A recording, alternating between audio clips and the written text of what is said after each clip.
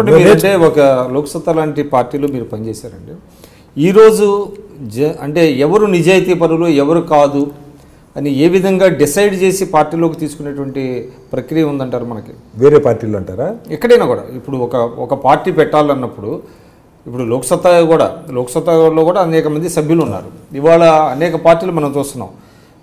ఇప్పుడు జనసేన పార్టీ, తర్వాత బీజేపీ కానివ్వండి, తెలుగుదేశం కానీ చిన్న క్లిక్ ఇస్తే చాలు మీరు సభ్యులు అయిపోతారని అంటున్నారు. అంటే ఇది ఏ విధంగా సమంజసం?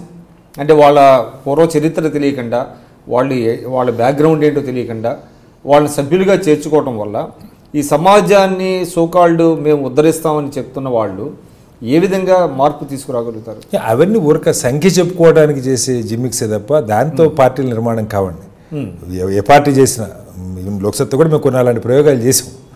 అది కేవలం ప్రజల్లో మాకు ఇంత ఆదరణ ఉంది, మేము ఒక SMS పెట్టండి, ఒక మిస్డ్ కాల్ ఇవ్వండి, కొన్ని లక్షల మంది ఇచ్చారని చెప్పుకోవడానికి పనికొస్తే తప్ప అది చట్టంలోకి రాదు, నిర్మాణ చట్టంలోకి రాదు. బట్ ఇవాళ అంటే రకరకాల పద్ధతులు వచ్చింది, సోషల్ మీడియా కానీ ఇలాంటి వచ్చిన నేపథ్యంలో అంటే కొంత ఎక్కువ హ్యూమన్ ఇన్వాల్వ్మెంట్ లేకుండా, ఫిజికల్ వర్క్ లేకుండా కొంత పెరిగే పరిస్థితులు వచ్చినాయి. కానీ బట్ అది బేసిక్, అది ఇండియన్ పాలిటిక్స్. అంటే ఎలాగా నేను అనేది అది కదండి. ఇవాళ జయప్రకాష్ నారాయణ గారు లోక్సత్తా పెట్టినప్పుడు నిజాయితీ పరులనే తీసుకుంటున్నారు ఆయన అనేటువంటిది ఒకటి వచ్చింది. ఆయన ఏ విధంగా సెలెక్ట్ చేసుకోగలిగారు తన టీం? అసలు ఆ నిజాయితీ పరులను తీసుకున్నారని మనం చెప్పక్కర్లేదండి. మీరు నడిపే తీరుని బట్టి, మీ సిద్ధాంతాన్ని బట్టి, మీ నాయకత్వాన్ని బట్టి ఇది ఎలాంటి వాళ్ళని కోరుకున్న పార్టీని సమాజానికి అర్థమైపోతుంది. దానిలో ఏం సందేహం అక్కర్లా.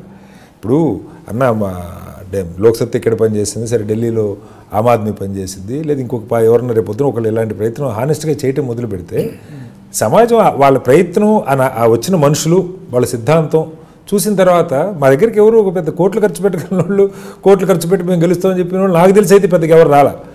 ఇది రాజకీయాన్ని స్వాభిప్రాయం కోసం. నా క్వశ్చన్ అంటే నేనేమంటున్నానంటే, అంటే is there any mechanism to identify the persons who are clean in public life? ఇనిషియల్గా మనం చేయగలిగింది అయితే ఒకటే, వాళ్ళ మీద ఏదైనా క్రిమినల్ రికార్డు లేకపోతే ఇంకా మన అభ్యంతరం పెట్టడానికి క్రిమినల్ రికార్డు ఉందో లేదో చూసుకోగలం. అంతకన్నా మనకేం తెలియదు కదా, ఎవరి లోపల ఏముందో తెలియదు, అందరూ సమాజంలో వచ్చిన వాళ్ళే కదా. బట్ వాళ్ళ పనితీరుని బట్టి కొన్ని అర్థం అవుతాయి. ఇనిషియల్గా ఫిల్టర్ చేయడానికి మెకానిజం అంటే వామపక్ష మెథడ్ తీసుకోవాలంటారా? వామపక్ష పార్టీ లేదు, ఇంకొక విధానం ఉంది. వాళ్ళు డైరెక్ట్గా అసలు పార్టీ మెంబర్షిప్ ఎవరు ముందు వాళ్ళు ఏదో ఒక ప్రజా సంఘాల్లో పనిచేయమంటారు. ఆ ప్రజా సంఘాల్లో పనిచేశాక వాళ్ళకు ఒక స్థాయికి వచ్చారు, వాళ్ళ క్రెడిబిలిటీ, వాళ్ళ పనితీరు ఇవన్నీ నచ్చిన తర్వాత పార్టీ సభ్యత్వం ఇస్తారు. బట్ ఇతర పార్టీలన్నీ కూడా అలా కాదు, డైరెక్ట్గా ఎవరైనా సభ్యత్వం తీసుకోవచ్చు అన్నప్పుడు సభ్యత్వం వాళ్ళ నిజాయితీకి కొలబద్ద కాదు, పార్టీ వాళ్ళని సర్టిఫై చేసినట్టు కాదు. వాళ్ళు పనిచేసే క్రమంలో వాళ్ళ నిబద్ధత, వాళ్ళ సామర్థ్యం, వాళ్ళ అవగాహన వీటిని బట్టి పైకి వస్తూ ఉంటారు. సహజంగా ఇలాంటి పార్టీలకి పెద్దగా ఏదో దండుకోవాలన్న ఆలోచన లేదు, దీన్ని ఉపయోగించుకోవాలన్న ఆలోచన పెద్దగా ఎక్కువగా అయితే రారు. మా దగ్గరికి అయితే పెద్దగా రారు. కొద్దిమంది వచ్చారు కానీ పెద్ద చెప్పుకోదగ్గ స్థాయిలో అంటే ఏదైనా ఫలితాలు సాధించే స్థాయికి వచ్చి ఉంటే వచ్చేవాళ్ళేమో, ఇంకా ఆ దశకు కూడా రాలేదు, ఇదేదో అధికారంలోకి వచ్చే పార్టీ అని కూడా అనుకోలేదు.